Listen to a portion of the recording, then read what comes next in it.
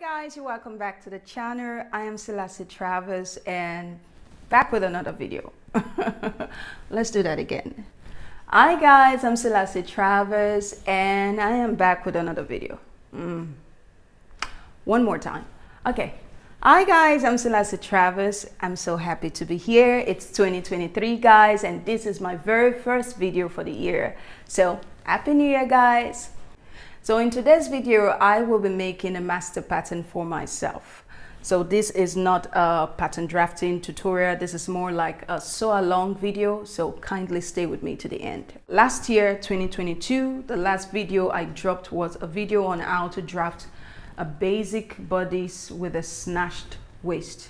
In that video, we drafted a pattern. I had some, quite some few fitting issues. So behind the scene, I made the necessary adjustment. I had to tweak some of the figures, and hopefully at the end of this video, I would have the perfect fit, okay? If you are a beginner, this video will be very, very helpful to you, okay? There are a lot of things you would learn at the end of this video, so kindly stay with me to the end. Okay, so without further ado, let's jump right into it. Now let's talk about this pattern. In front of me is a basic bodice pattern drafted directly on my fabric. The fabric I'm working with is called the calico. You can use a muslin fabric for this as well. Now let's talk about the entire dress. Now the upper part of the dress from shoulder to waist is a basic bodice pattern, which I will call a moulage. Please keep that word right there because it's important you know what it means.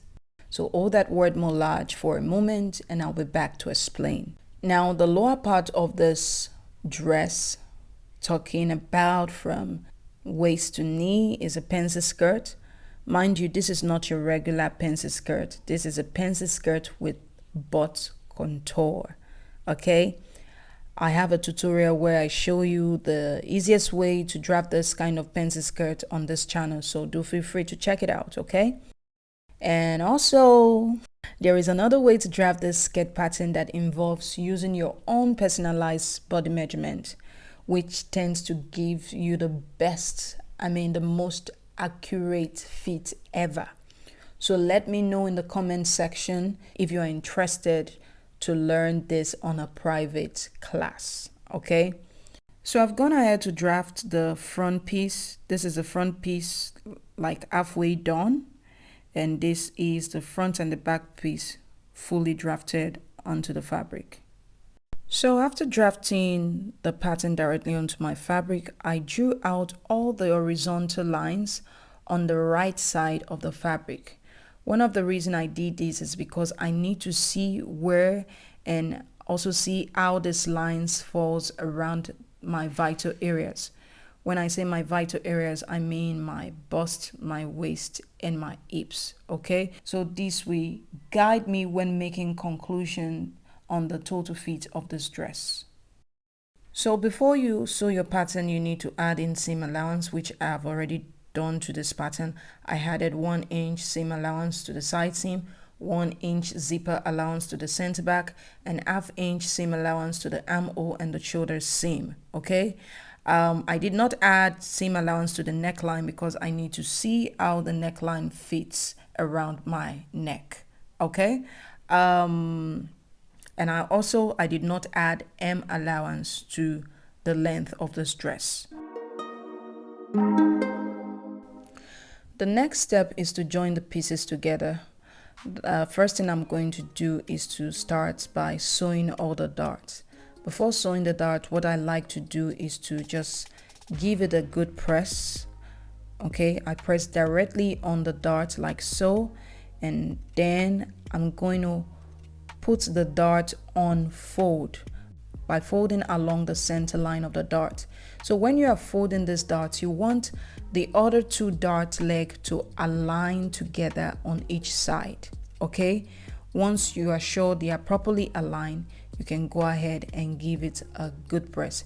If not, you want to adjust your fabric until the darts are properly aligned on each side. Okay, so when you flip this over, it should align properly with the other side of the darts.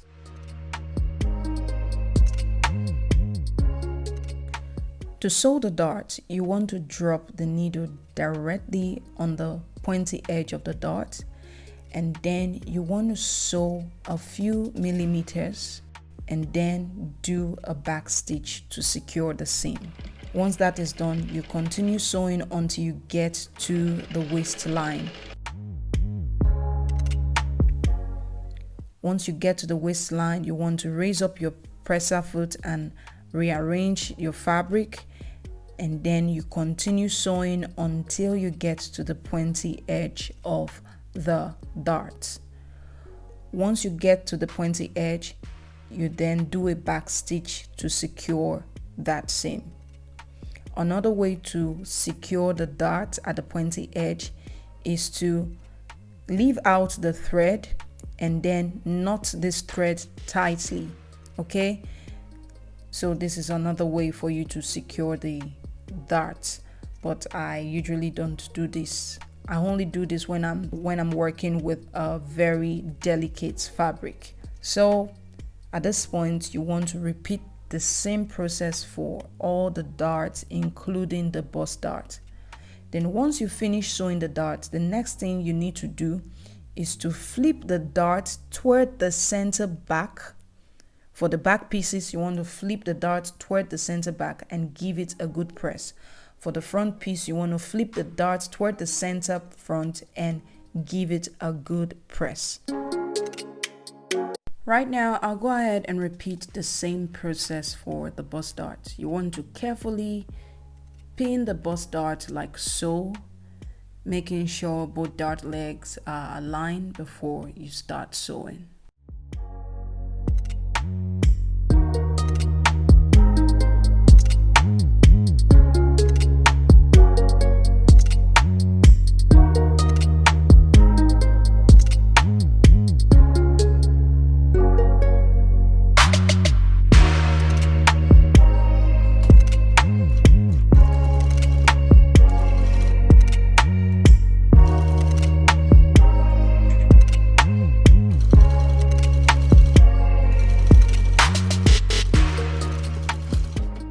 So after sewing the bust dart, I'm going to take it to the ironing table and then flip the dart facing downwards towards the waistline and then give it a good press. Remember, your dart should be facing toward the waistline, not toward the armhole. Okay, so I've gone ahead to fix my zipper to the center back of the bodice. Okay, I did this off camera. Perhaps I'll leave a tutorial on how to fix a zipper on my channel, but for now I've gone ahead to fix the zipper, and after then you need to open up the seam below the zipper and give it a good press. Once I've done this, I'll go ahead and bring in the front bodice and align the front bodice to the back bodice. So it's time to join the front and the back pieces together. The first thing you want to do is to align the waistline of the front piece to the waistline of the back piece, just along the side seam. Okay, so I'm going to use my pin to secure these two edges together, making sure they are both aligned properly.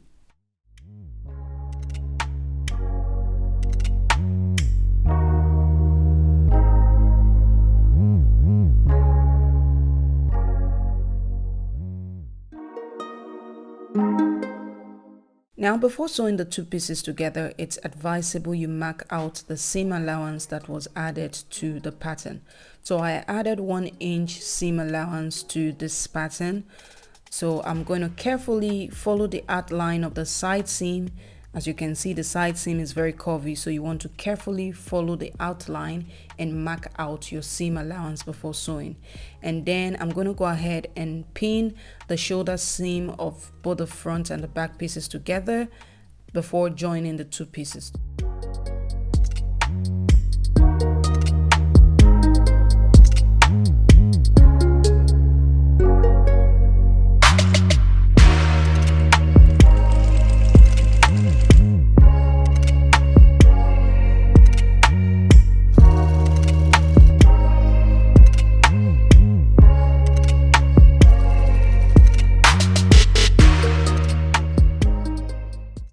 now that I'm done joining the pieces together, I'll go ahead and give this a good press and then throw this on and come back to show you what it looks like.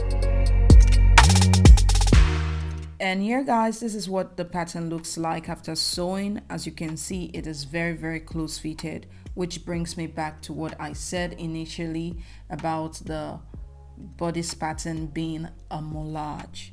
So a moulage is a form-fitting garment or a bodice pattern that is very close fitted and usually very tight.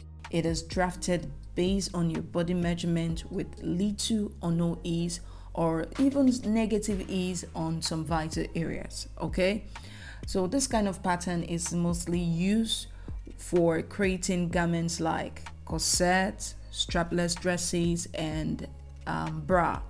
So anything that is form-fitting and tight, you would have to use a moulage pattern for it. Okay, but if you intend to use this pattern to create regular dresses, then you would need to add some amount of ease to allow for movement and comfort. So this one on me is very tight, almost uncomfortable, but you know, fashion is pain. Well, I hope you find this video helpful. If you do, remember to leave a comment, like this video, and subscribe to the channel. Thank you so much for watching. I will see you on my next one. Bye bye.